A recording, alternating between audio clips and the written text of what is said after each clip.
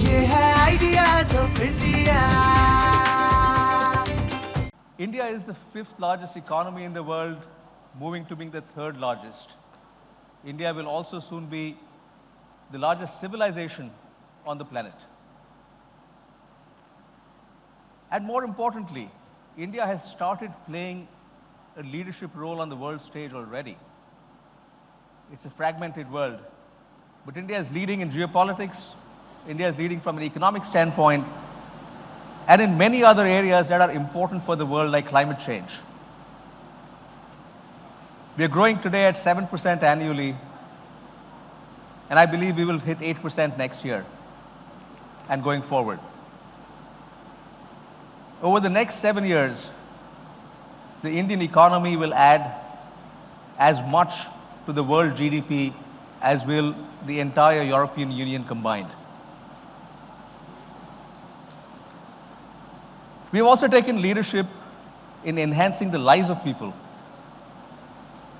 The theme of G20 was Vasudhaiva Kutumbakam.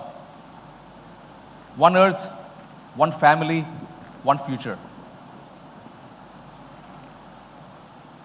Therefore, my idea of India is inclusive growth. We have to balance very delicately the economic growth that we want to achieve and doing good for society and ensuring that that economic growth is shared across all segments of society. A Prime Minister's vision of Viksit Bharat is bold and inspiring. Let's understand what that means in terms of numbers. A 30 trillion economy by 2047,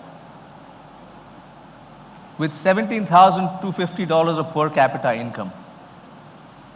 That's up from 3.5 and about 2,500, 3,000 respectively. This means that manufacturing should be 25% of GDP.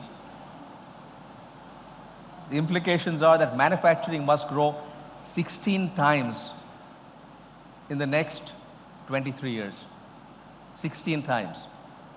Exports must grow 11 times. Are we ready for it? Beyond the numbers, the vision also is that every segment of society should benefit, and that India will continue to play an even larger role on the world stage. So let's look first at what is a foundation that gives us a confidence that we will get there.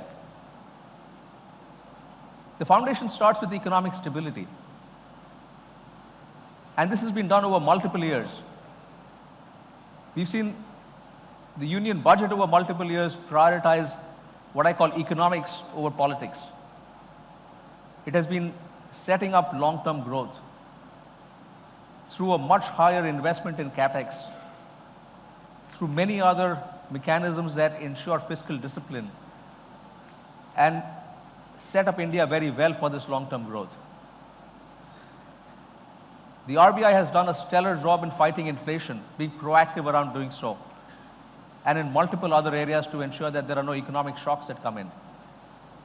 Despite the fact that the world has gone through many shocks, we've been protected with the proactive action. Infrastructure is being rapidly developed.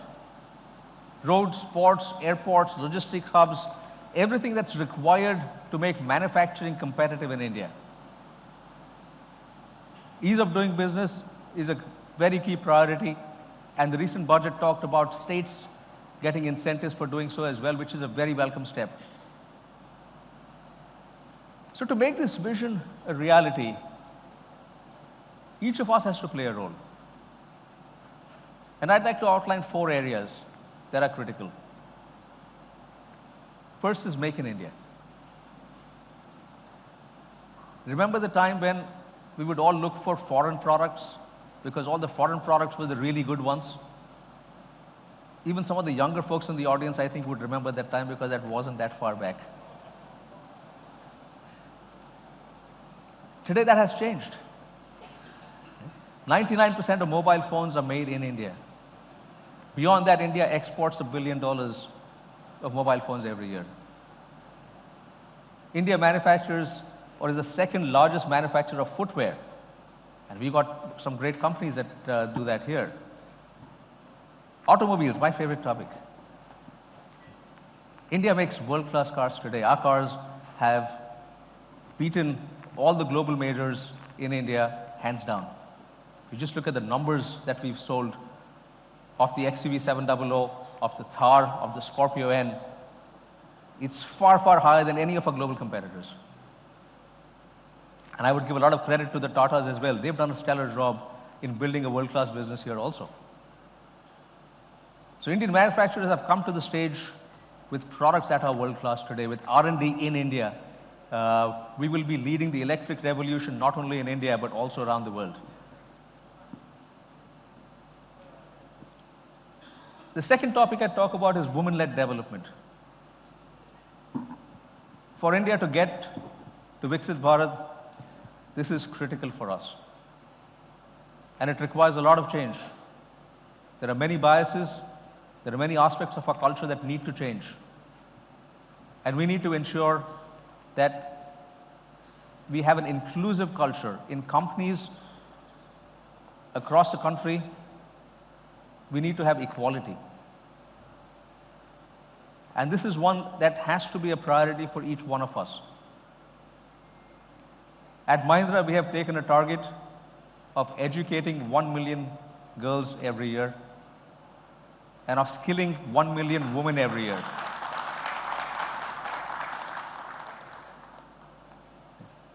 But skilling 1 million women is still not enough. And we need everyone else to join in this and really make a big difference. The third is farm prosperity. India has the ability to feed the whole human race. We're the world's largest producer in a number of areas. In milk, pulses, spices, tea. We're the second largest producer in wheat, rice, fruits, and vegetables. And we are still doing this without a very high degree of mechanization. Think about what we can do if our farms get mechanized in a much bigger way. And let me give you one metric here. We make tractors. We're the largest producer of tractors in the world by volume. We also make farm equipment. Farm equipment around the world sells 2 times as much as tractors, 2x. Farm equipment in India has sales of 5% of tractors. So think about the mechanization level that we can achieve and how we can transform agriculture with that level of mechanization. And the final point I'll talk about is sustainability. This is not for us, this is for the next generations to come, for our children and their children. We are custodians of the planet for them. And the actions that we take today will define how they will live and the challenges that they will face. India has taken a leadership role which the world did not expect. 5 years ago, the narrative was that the Western world is going to lead climate change and developed countries are going to, including India and China in that sense, we're going to follow and not lead climate change. But India is leading climate change today. It has set ambitious goals to be 50% renewable energy by 2030 and is well on its way to doing so. And there again, each of us has to play a role. So in closing, here's a call for action for industry. We have to be a lot more ambitious. We have to embrace the destiny that we have to reach Viksit Bharat, to grow manufacturing 16 times, to ensure that there's equality for women in our country, to ensure there's farm prosperity, to ensure that we're leading on the sustainability field as well. We have to do it now. Our time is now. And that's a call for action. Thank you. And Shankar, with that, over to you.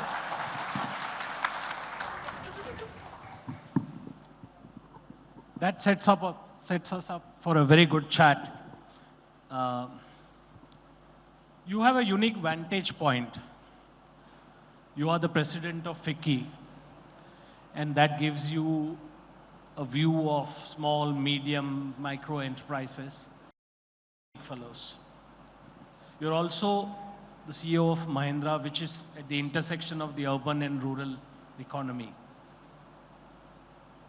From that vantage, how do you see, I mean, you said a very interesting thing about inclusive growth, your idea of India. The way geopolitics is playing out, the way global economic stories are playing out, US is growing, Japan, Germany, UK are struggling, India is growing. What are the big challenges that you see to your idea of inclusive growth? And I'm sure a lot of people in this room who applauded subscribe to the idea of an inclusive India. What are the challenges globally, and what does that translate into how Mahindras are approaching it, how you would like industries to approach it? Let me break up that. The first part is the challenges that to inclusive India growth. So lots of great questions, Shankar. For global challenges, we have lots of them today.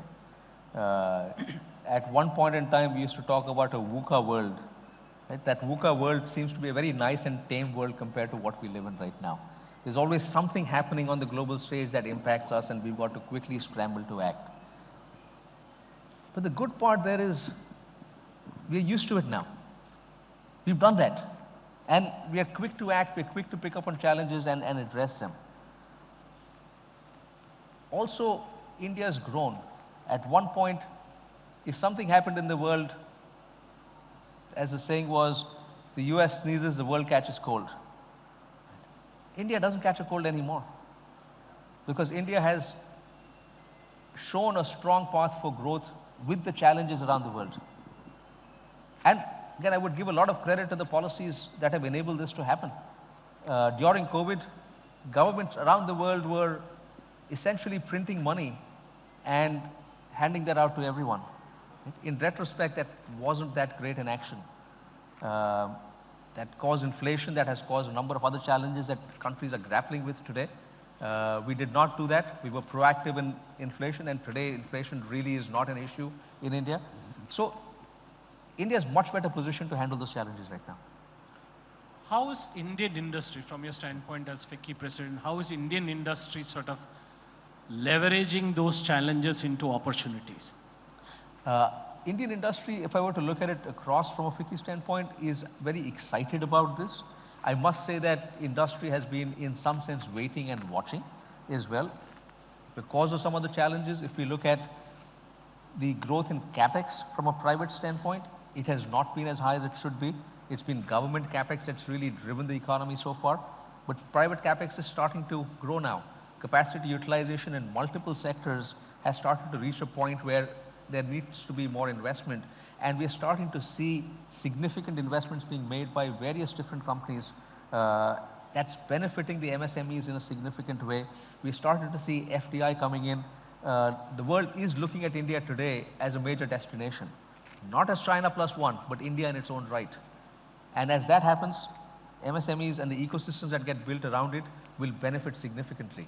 So from an industry standpoint, I think it's a good time for industry to be bold, to invest, and really participate in this growth that India has today.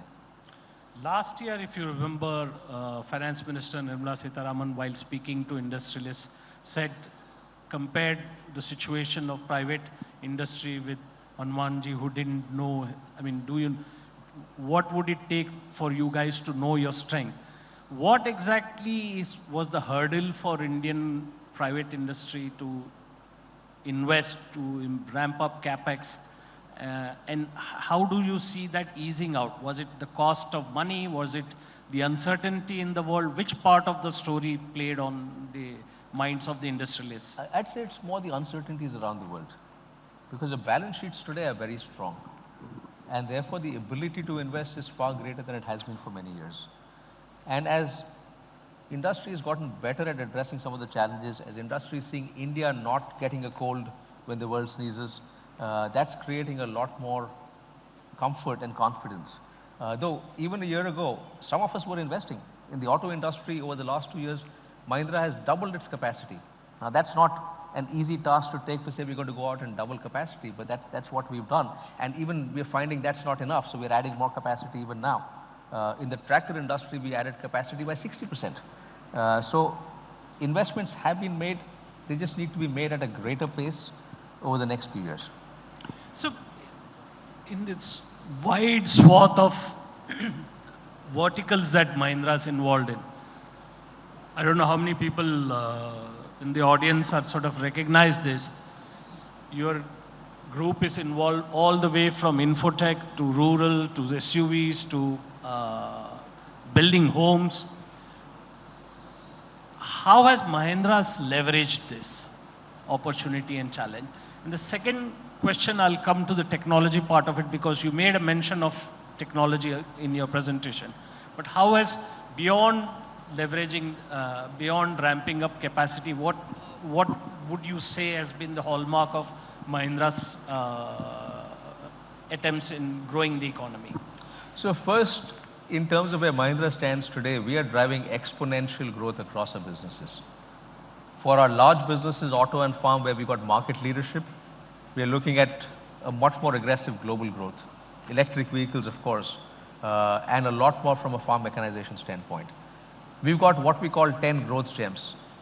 These are businesses that are today valued around $1 billion each, and the challenge for each of them is to grow 5x in the next 5 to 7 years. As our CEOs come in and say we're going to grow 25% a year, we look at that and say, that's way too low, right? You've got to start thinking of much higher targets and really start thinking of how can you grow 5x. And we've got multiple businesses that are on the path to doing that.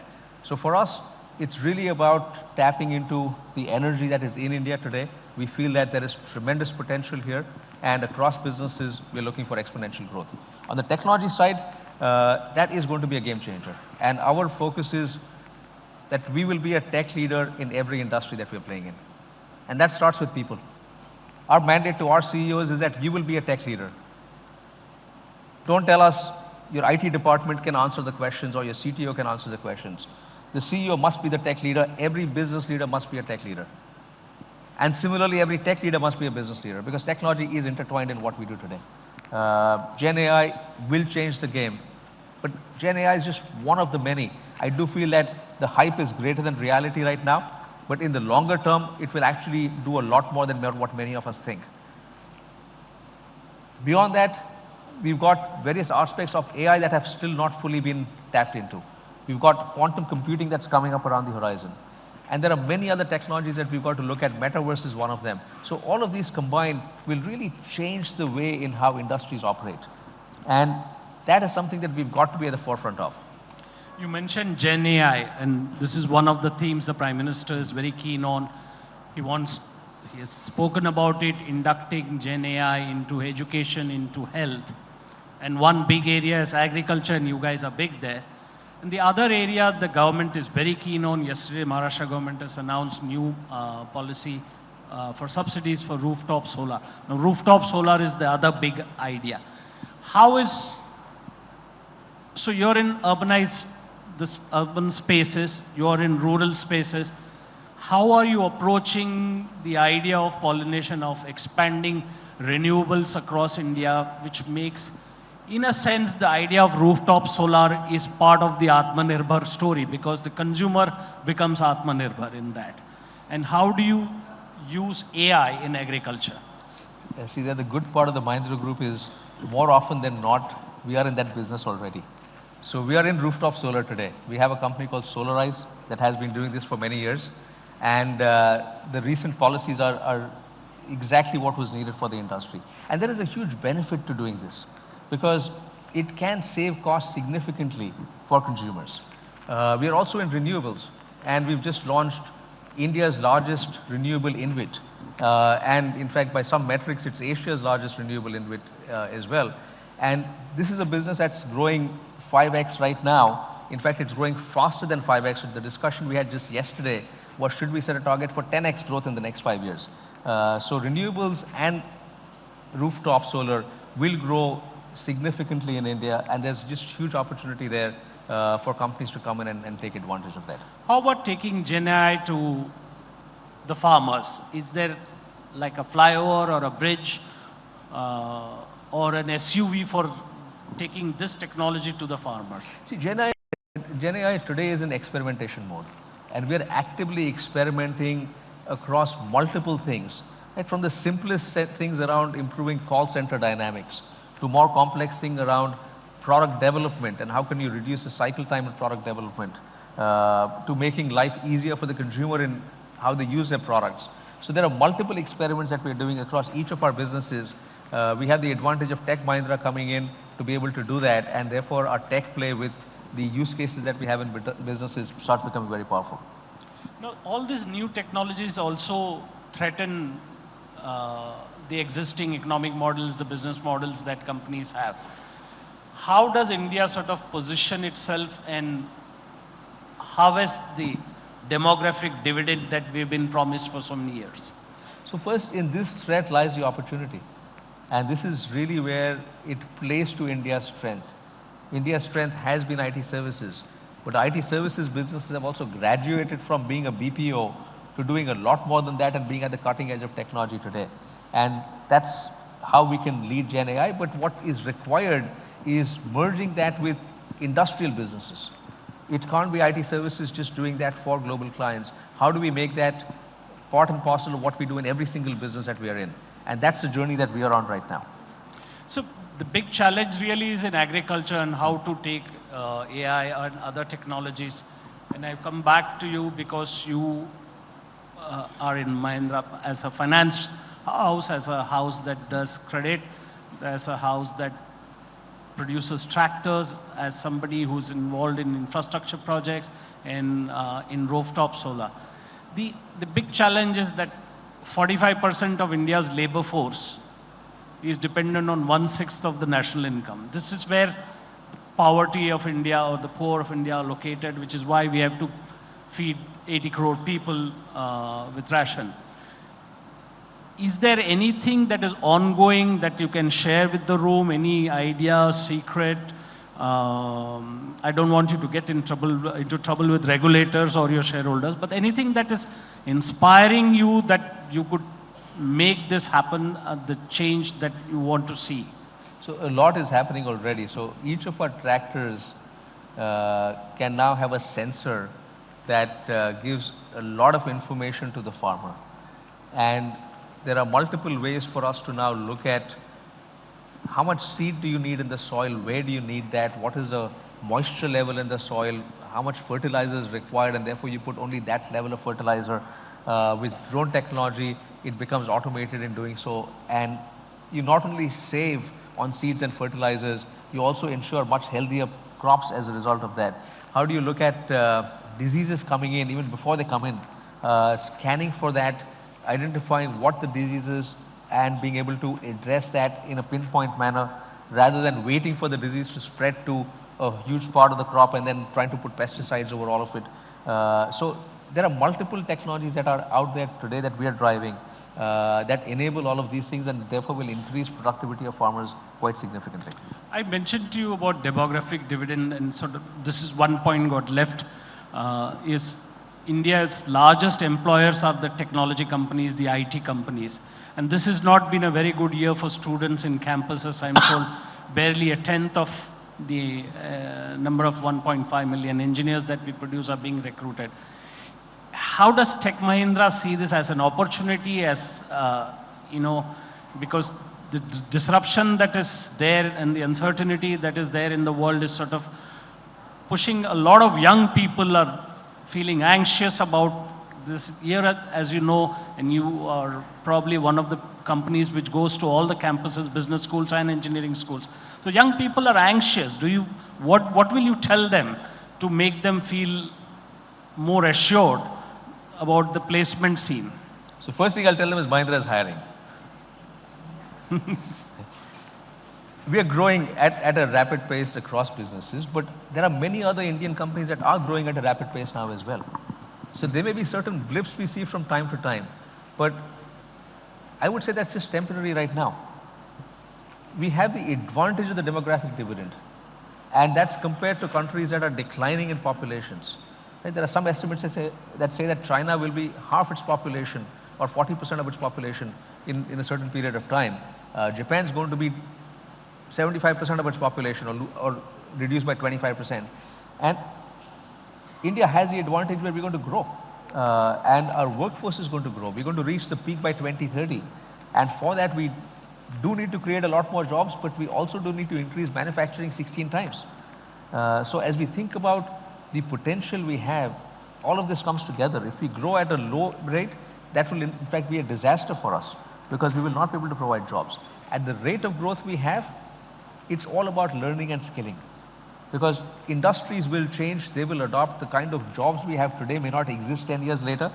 But if learning and skilling happens at a good pace, then people will adapt to it, and that's what we've done over many decades. So I don't see issues in doing that.